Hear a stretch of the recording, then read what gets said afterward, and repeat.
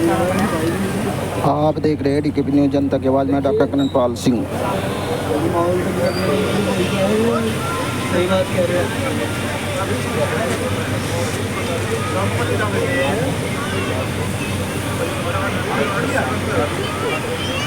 और पुलिस प्रशासन से भी हमारा यही कहना है कि जितने भी अपराधी हैं वे सारे ही पकड़े जाएं और उनको भाई फांसी की या आजीवन कारावास की सज़ा का प्रावधान हो। और ये इस तरह की घटनाएं केवल यहाँ बुढ़ाना में नहीं हुई।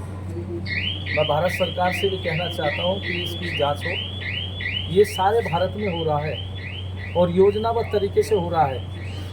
हिंदुओं को टारगेट किया जा रहा है और इस तरह की घटना करके या तो बच जाते हैं या फिर थोड़े बहुत दिन जेल में रहते हैं, जमानत हो जाती है और इस तरह की घटना करने वालों का कोई खर्च भी नहीं होता, क्योंकि इस तरह की घटना करवाने वाले जो दारुल उलूम देवबंद है और इन मुस्लिमों के जो संगठन है वे लोग लगे हुए हैं और वे ही इन सब अपराधियों के खर्च को उठाते हैं, बल्कि जेल तक और वकील भी फ्री होते हैं और इनके घर का भी खर्च उठाते हैं। इसलिए वो घटना कराने के लिए जिम्मेदार है और इन संगठनों पर विदेशी फंडिंग भी आता है। तो मैं भारत सरकार से कहना चाहूँगा कि इनकी सारी जांच हो और इन पर भी शिकंजा कसा जाए, क्योंकि कहावत है कि भाई चोर से तो बड़ा अपराधी उसकी माँ होती है। तो ये अपराध करने वाले जितने भी मुस्लिम युवक हैं, इनको अपराध कराने की प्रेरणा देने वाले इन्हीं के मुस्लिम संगठन हैं। जैसा कि सुनने में आया था कि भाई 3 अपराधी अन्य पकड़ भी लिए गए, लेकिन 3 नहीं, अब तक तो एक ही अपराधी पकड़ा गया है।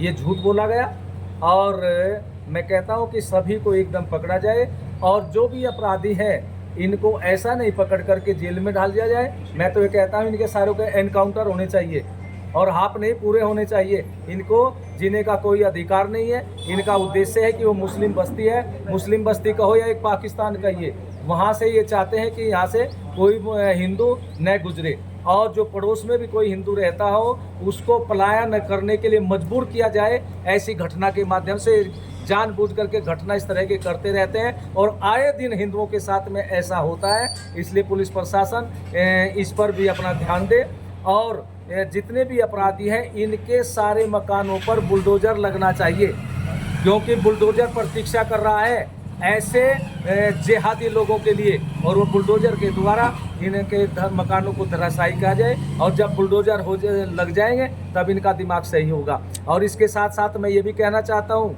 हिंदू समाज के जो नेता हैं चाहे वो कोई भी हो, वो तब तक हैं जब तक हिंदू समाज बहुमत में है और जिस दिन हिंदू समाज बहुमत में नहीं रहेगा उनको भी कोई नहीं पूछेगा। हमने देखा, जानकारी ली, अब यहाँ जो विपक्ष के लोग हैं कोई भी यहाँ तक नहीं आया और बल्कि यहाँ के भी बुढ़ाना के जो नेता हैं वे भी कोई नहीं यहाँ पर आए हैं और ये भी एक सोचने का विषय है। और मैं ये कहना चाहूँगा हिंदू समाज से कि हिंदू समाज के लोगों का बचना है, सुरक्षित रहना है, सनातन धर्म बचना है तो केवल राजनीति के बलबूते पर आपको कोई नहीं बचा पाएगा। हिंदू समाज को ही आगे आना पड़ेगा और जब तक हिंदू समाज आगे नहीं आएगा तब तक इस तरह की इन जिहादियों के द्वारा हिंदू समाज के ऊपर घटनाएं होती रहेगी।